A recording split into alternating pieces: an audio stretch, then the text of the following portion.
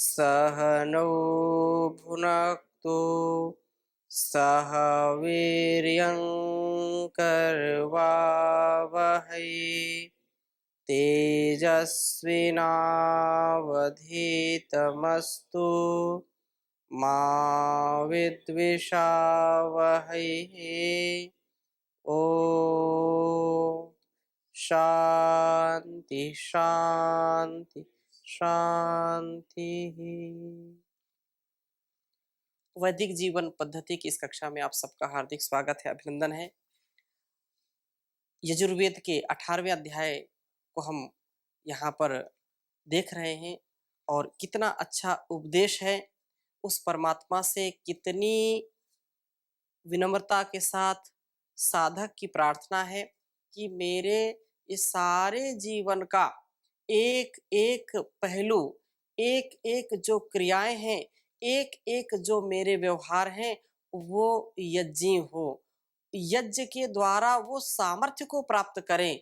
ऐसी भावना, ऐसी कामना, ऐसी प्रार्थना यदि सच्चे हृदय से हम करते हैं परमात्मा के पास, या परमात्मा को अपने हृदय में रख करके, अपने इस मन मंदिर में बसा करके, अपने गुणकर्म स्वभाव को उसकी आज्ञा के अनुसार बनाते हैं, तो हमारा जीवन बहुत ही सफल होता है और इस सृष्टि के लिए भी हम उपकारी बन जाते हैं। हमारा यह अस्तित्व हजारों लाखों आत्माओं को बल देता है, क्योंकि जो व्यक्ति स्वयं इतना उत्कर्ष को प्राप्त होता है, वही दूसरों को उत्कर्ष दे सकता है। जिसका स्वयं का आत्मबल बढ़ा होता है, वही दूसरों के आत्मबल को बढ़ाने वाला होता है। जो स्वयं कमजोर है, जो स्वयं लाचार है, स्वयं अपने जीवन को दिव्यता से नहीं जी सकता है, अपने दुर्गुण दुर्व्यसनों से ऊपर नहीं उठ सकता है, वो दूसरों के अंदर दिव्यता का, निष्काम भाव का, आप्त काम भाव का, ब्रह्म काम भाव का कभी भी आधार नहीं कर सकता है, क्योंकि उसका प्रभाव इतना नहीं होता है। अतः ये जो वेदों की प्रार्थनाएं हैं, जो ईश्वर ने हमारे लिए उपदेश किया है, उसको हम अंगीकार करें, उसको स्वीकार करें और अपने संस्कारों को अच्छा बना करके इस संसार को भी अच्छा करें। तो इस भावना से हम छठे मंत्र को पढ़ रहे थे और जिसमें यह प्रार्थना की गई थी कि मैं जो है, जो रित है, जो यथार्थ है, उसका पालन सदा करके अपने सामर्थ्य को बढ़ाता जाऊं। ऋतं चमे अमृतम चमे अक्ष्मम चमे अनामयत चमे जीवातुश्च मे दीर्घायुत्वम च मे अनमित्र च मे अभयम च मे सुखम च मे शयनम च मे सुशास च मे सुदिनम च मे यज्ञेन कल्पन्ताम। ये सारी जो बातें कही हैं, उसको पुनः एक बार हम देखेंगे और इस बात को हमेशा याद रखें कि यदि मांगना है तो उस विधाता से मांगे जो सब कुछ देने वाला है। इस संसार में कोई किसी की कामना को पूरा नहीं कर सकता है, क्योंकि कामनाएं तो अनेक हैं। एक कामना होती है, इच्छा होती है, और एक आवश्यकता होती है। आवश्यकताओं की तो पूर्ति हो जाएगी, लेकिन कामनाओं की, इच्छाओं की कभी कोई पूर्ति कर नहीं सकता है। परंतु जो विवेक पूर्वक जान पूर्वक, विवेक पूर्वक इच्छाएं हैं, जो कामनाएं हैं, उनकी पूर्ति जरूर होती है। और वो कामनाएं हमको होनी, हमारे अंदर होनी चाहिए। हमको वेदानुकूल आचरण करने की कामना, ईश्वर के प्रति भक्ति की कामना, अच्छे लोगों के प्रति जो है, जो भावना होनी चाहिए, जो कामना होनी चाहिए, अच्छे गुरु, अच्छे मित्र, अच्छे लोगों की कामना होगी, तभी तो संसार और ये जीवन अच्छा बनेगा। इसलिए जान पूर्वक हमको उस विधाता का जो विधान है, उसका संविधान है, उसको आत्मसात करना चाहिए और मांगना है तो उसी के आगे मांगे, क्योंकि सब कुछ वो देने वाला है। हम एक दूसरे से जो ठीक है वो व्यवहारिक स्तर पर मांगते हैं, लेकिन किसी के आगे गिड़गिड़ाना, किसी के आगे जो है जैसे कुत्ते की भांति पूंछ हिलाना, दुम हिलाना, इसको मक्खन पालिश बोलते हैं। ऐसा नहीं, हम स्वाभिमानी हैं। हमारा स्वाभिमान हमारा जीवन है, और जिसका स्वाभिमानी जीवन है, अभिमान की बात नहीं कर रहा हूं, स्वाभिमान मतलब अपने गौरव के लिए परमात्मा ने कितना कीमती शरीर दिया है, तो सब कुछ दे दिया उसने। अब इससे पुरुषार्थ करना, और पुरुषार्थ करके अपने जीवन को सेवा सत्कार में, परमार्थ में लगाना। तो किसी पथिक जी ने बहुत अच्छा इस पर भजन लिखा, कहा, मांग बंदे मांग तू भगवान से, क्या मिलेगा मांग कर इंसान से।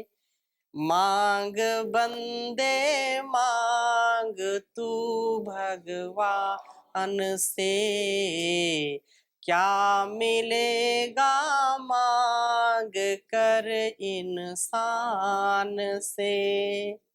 मिल गया जो जिंदगी की राह में, मिल गया जो जिंदगी की राह में, सबको ना दाता समझ अजान से, सबको ना दाता समझ अजान से। मांग बंदे मांग तू भगवान से, है वही सारे जमाने का पिता, है वही सारे जमाने का पिता। उसका ही दामन पकड़ जी जान से, उसका ही दामन पकड़ जी जान। मांग बंदे मांग तू भगवान से, मांग बंदे मांग तू भगवान। ले बना साथी सखाओं का सखा, ले बना साथी सखाओं का सखा, फिर तुझे डर खौफ क्या तूफान से, फिर तुझे डर खौफ क्या तूफान से। मांग बंदे मांग तू भगवान से। देख ले घर में ही बैठा है कोई, देख ले घर में ही बैठा है कोई, मिल जरा एक बार उस मेहमान से, मिल जरा एक बार उस मेहमान से। मांग बंदे मांग तू भगवान से, मांग बंदे मांग।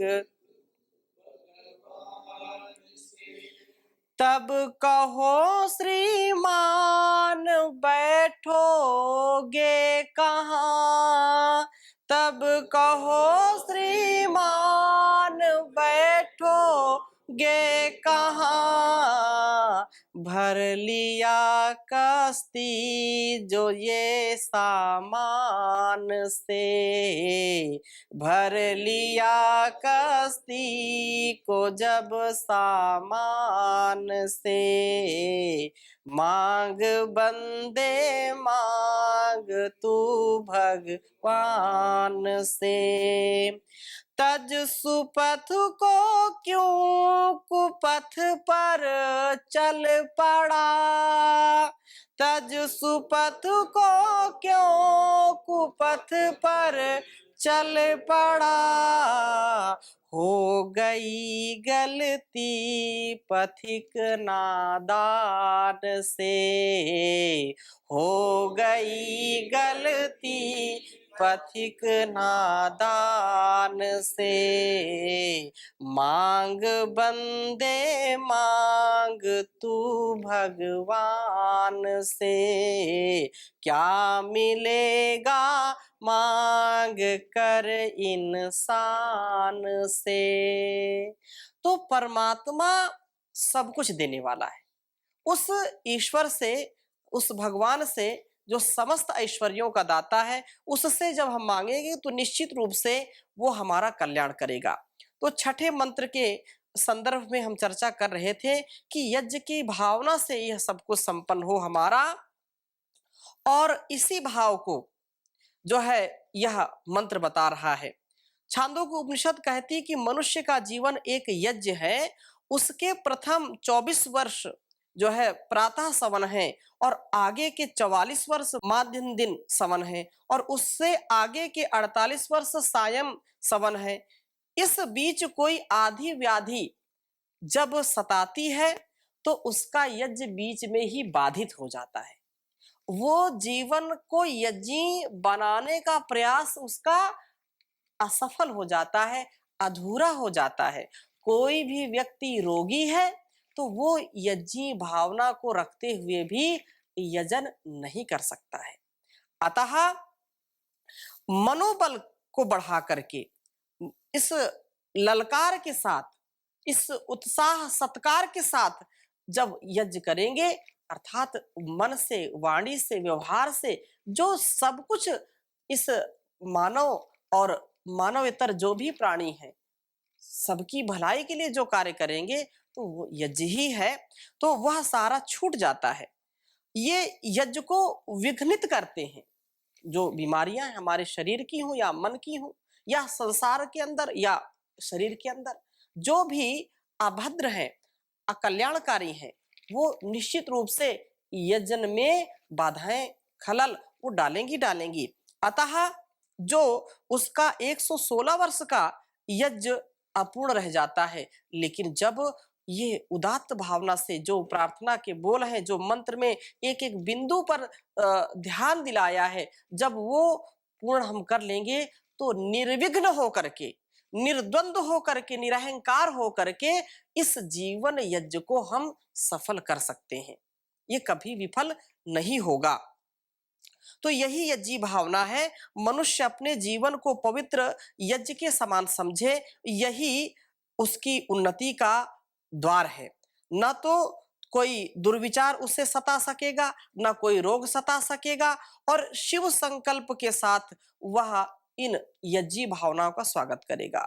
ऋत जो आया है मंत्र में, ऋतं चमे अमृतम चमे, तो ऋत शब्द गत्यर्थक रि धातु से बनता है, और इसका अर्थ है सत्य भाषण, सद्व्यवहार।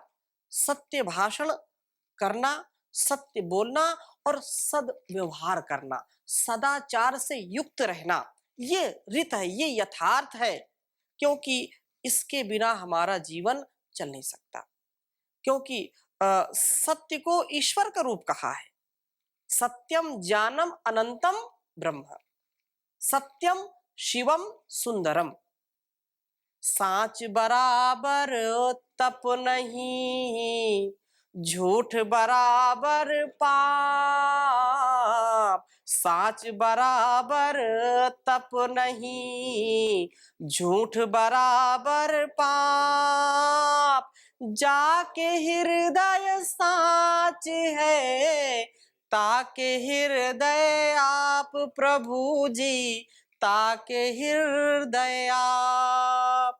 तो उसके जो है मन मंदिर में ईश्वर का वास हो जाता है। और मैं अपने जीवन को यज्ञ समझ करके सदा सत्य भाषण ही करूं, दूसरों के साथ सत्य का व्यवहार ही करूं। क्योंकि जो सतपथ ब्राह्मण में आता है कि यह जो जीवन है वो पुरुष अमृत भाषण करता है वह अपवित्र हो जाता है। जो अयथार्थ को बखानता है, अयथार्थ जीवन को जीता है, वो नरकगामी हो जाता है, वो अपवित्र हो जाता है। अमेध्यो वै पुरुषो यद अनृतम वदति, जो अनृत बोलता है, जो असत्य बोलता है, वह अपवित्र हो जाता है। मैं अमृत हूं, मेरा आत्मा अमर है। यदि मैं असत्य और अभद्र आचरण करूंगा तो सत्यव्रती जन मुझे धिक्कारेंगे।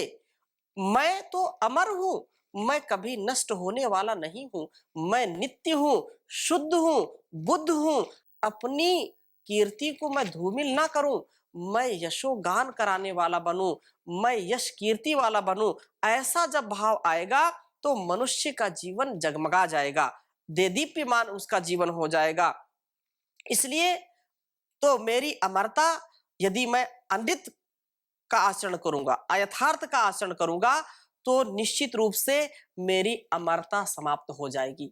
जिस दिन हम जो है बदनाम होते हैं, जिस दिन हम अपयश को प्राप्त होते हैं, उस दिन हमारी मृत्यु आ जाती है। इसलिए हम सदा अपने से उपकार की भावना, यज्ञी भावना में चलते जाएं। दुनिया क्या करती है, क्या कहती है, उसका हम कभी भी ध्यान न दें। उपकार सदा करता जाऊं, अपकार भले ही ये दुनिया करे, बदनामी न हो जग में मेरी। कोई नाम भले ही लेना कभी, मुझे ऐसा बना दो मेरे पिता। जीवन में लगे ठोकर ना कहीं, तो जीवन में ठोकर नहीं लगेगी यदि मैं सत्य के मार्ग पर चलूंगा, यथार्थ के मार्ग पर चलूंगा। तो मुझको अंदर से भी भय नहीं होगा, अंदर से भी मुझको ग्लानि महसूस नहीं होगी, मैं उत्साह से भरा रहूंगा।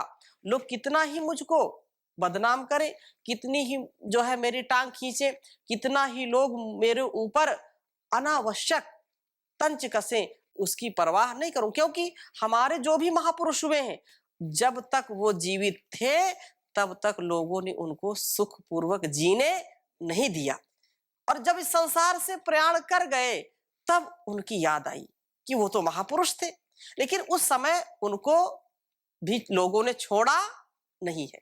इसलिए यहाँ पर जो प्रार्थना कही जा रही है कि मैं जो है पतितों की श्रेणी में ना आऊं, मैं उत्कर्ष वालों की, जिन्होंने उत्थान किया है, उस श्रेणी में मेरा नाम हो। अतः मैं अमरता को प्राप्त हूं, मुझे अयक्षमत्व प्राप्त हो, आरोग्य मिले। रोगी होता हूं तो मेरा यज्ञ त्रुटित होगा, मेरा यज्ञ पूरा नहीं होगा, मैं यज्ञी भावना को पूरा आत्मसात नहीं कर पाऊंगा, इसको जो है पूरे मनोवेग से नहीं अमल कर पाऊंगा।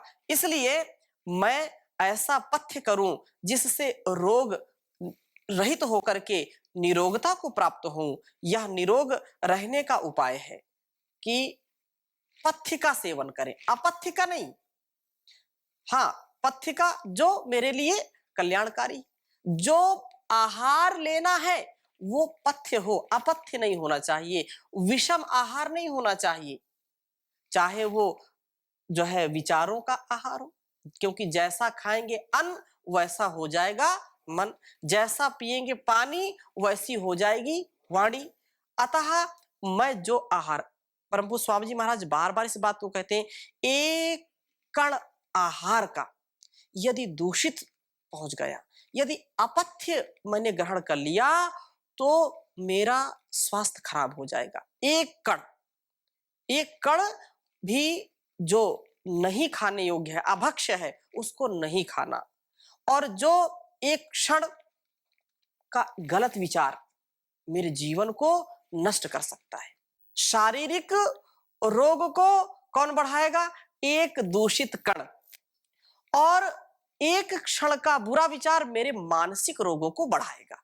तो शारीरिक और मानसिक दोनों स्तर से कण और क्षण, विचार, आहार और विचार, इनको हमको अच्छी प्रकार से समझ करके जीवन में जो मेरे लिए भद्र है उसको मुझको ग्रहण करना चाहिए और ये मैं ग्रहण करूं, ऐसा यहाँ पर प्रार्थना कही जा रही है।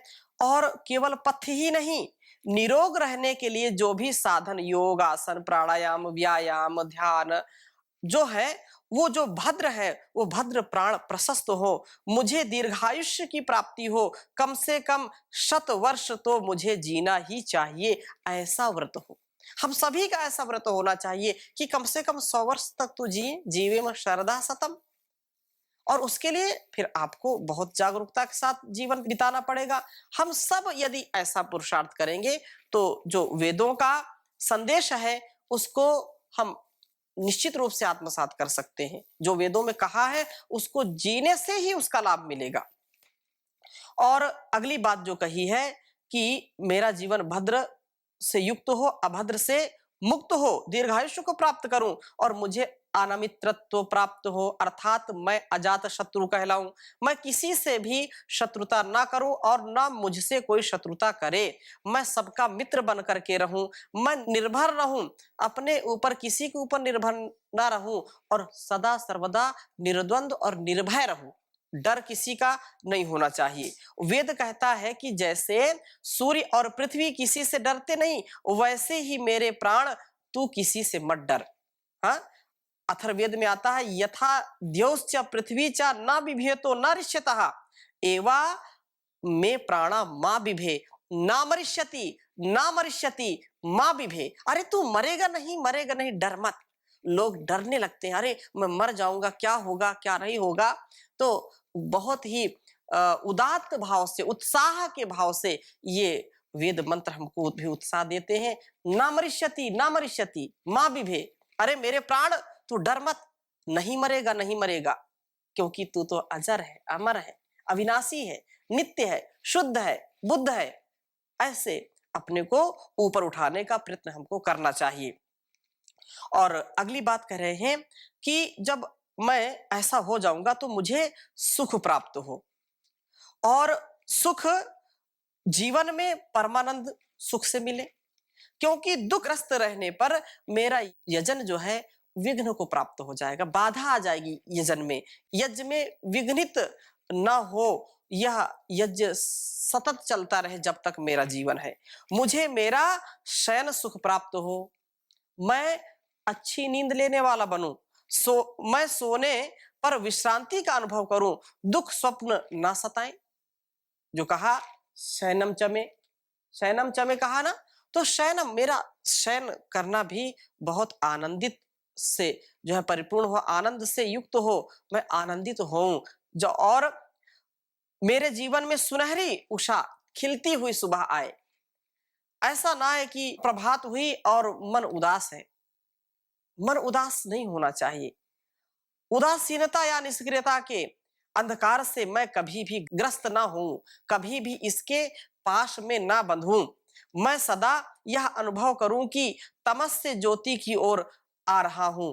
ये जो प्रार्थना है, असतोमा सदगमय, तमसोमा ज्योतिर्गमय, मृत्युर्मा अमृतम गमय, ये भावना सदा हमारे अंदर चलती रहनी चाहिए। तो इसका भी बहुत बड़ा प्रभाव पड़ता है। हमारे विचारों का बहुत बड़ा एक हमारे जीवन में, हमारे लाइफ में बहुत बड़ा रोल है। तो हम इसको ऐसे ही विचार करके जीवन को जीते रहें। प्रत्येक दिन जो है नया दिन आता है, प्रत्येक प्रभात को हम ऐसा समझें कि ये मेरे लिए एक नया जीवन लेके आई है। आज का दिन मेरा एक संपूर्ण जीवन है और इस एक जीवन को मैंने पाया है, इसको पूरे हर्ष उल्लास से व्यतीत करूंगा, पूरी पवित्रता में जो है जीऊंगा। आज मेरे से कोई भी मानसिक और शारीरिक त्रुटि नहीं होगी। जब ऐसा जो है हम संकल्प करते हैं, तो संकल्प करने से संकल्प की पूर्ति भी होती है। उसके लिए पुरुषार्थ करना पड़ता है। पूर्ति जब संकल्प ही नहीं आएगा तो पूर्ति कैसे करेंगे। इसलिए संकल्प करना कि हम ये जो सुशास चमे सुदिनम चमे, ये मेरा पूरा दिन जो है सुदिन हो जाए, दुर्दिन ना हो, बुरा दिन ना आए, मैं सुदिन से युक्त हो जाऊं। अतः यह मेरा दिन मेरे लिए एक उपहार लेके आया है। उक्त सब वस्तु में सब गुण, सब सौगातें मुझे तभी मिल सकती हैं जब मैं अपने जीवन को यज्ञ समझ करके पवित्रता के साथ व्यतीत करूं। जो कहा यज्ञेन कल्पन्ताम, मैं यज्ञमय जीवन जीऊं, मेरे प्रत्येक व्यवहार से ये सारा संसार आनंदित हो, ऐसा भाव आएगा तो संसार सागर से व्यक्ति तर जाएगा। क्योंकि यही उपाय है कि हम ज्ञान से, विवेक से, अपने संयम से मर्यादित जीवन जी करके उन्नति को प्राप्त हो। क्योंकि जो व्यक्ति सोचता है तो वो बोलता भी है, और जो बोलता है वो करता भी है। यद मनसा मनुते तद वाचा वदति, यद वाचा वदति तद कर्मणा करोति, यद कर्मणा करोति तद अभिसंपद्यते। व्यक्ति जैसा सोचता है वैसा वो बोलता भी है, और जैसा बोलता है वैसा वो करता भी है। इसमें कोई संशय, कोई शंका हमको नहीं होनी चाहिए। और इसका एक ही उपाय है कि संतों की संगति में संगति आएगी तो दुर्गति अपने आप चली जाएगी। संगति का ही यही विशेष प्रभाव है। संतों की संगति में जो नियत नियम से जाएगा, भवसागर के कष्टों से वह तुरंत छुटकारा उसको मिल जाएगा। तो संतों की संगति से हमको सद्गति की प्राप्ति होती है। संसार में सुख है, दुख है, उनसे कोई व्यक्ति बचा नहीं है। चाहे वातावरण का हो, चाहे समाज का हो, चाहे शारीरिक हो, दुख कष्ट तो मिलेंगे ही मिलेंगे। लेकिन जो प्रभु की भक्ति में मगन रहते हैं, जो निश्चल भाव से जीवन को जीते हैं, वो सदा सर्वदा उन्नति के पथ पर बढ़ते जाते हैं। क्योंकि यह जीवन और यह जगत हमको बड़े सौभाग्य से मिला है, और इसको यदि हमने ऐसे ही व्यतीत कर दिया तो कितना उपदेश दिया है ऋषियों ने, कितने शास्त्र हमको इस बात को समझाते हैं। तो यदि फिर भी समझ में नहीं आता तो व्यक्ति यह है कि अपने आप अपने पैर में कुल्हाड़ी मारता है, और फिर बाद में पछताता है कि ये जीवन तो ऐसे व्यतीत हो गया, पता ही नहीं चला। जीवन खत्म हुआ तो जीने का ढंग आया, और शम्मा बुझ गई तो महफिल में रंग आया। ऐसा फिर हम केवल पछताते रहेंगे, कुछ भी हाथ नहीं लगेगा। तो हाथ में लगे उसके लिए आप उस ईश्वर के साथ लगें, ईश्वर की भक्ति में लगें, सत्संग में लगें, और वेदों का जो उपदेश है, वेदों का जो संदेश है, उसको अपने जीवन में उतारें। यह सर्वोपरि है। तो आज की कक्षा को यहीं पर विराम देते हैं, शेष चर्चा अगली कक्षा में करेंगे। ओम शांति शांति शांति।